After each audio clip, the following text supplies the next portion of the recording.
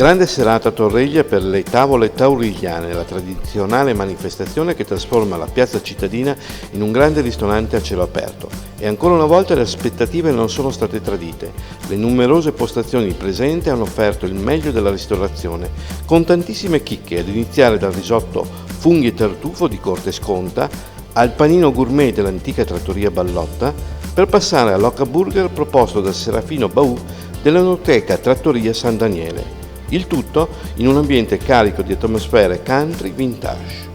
Ma siamo in terra di vini e naturalmente non potevano mancare le proposte di qualità a partire dal consorzio dei vini dei Colli Euganei, come ci ha raccontato il presidente Marco Calaon.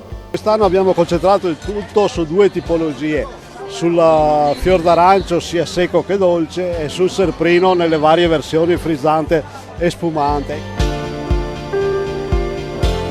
Ma novità di questa edizione, il panorama vitivinicolo si è arricchito con prestigiose etichette provenienti da tutta Italia.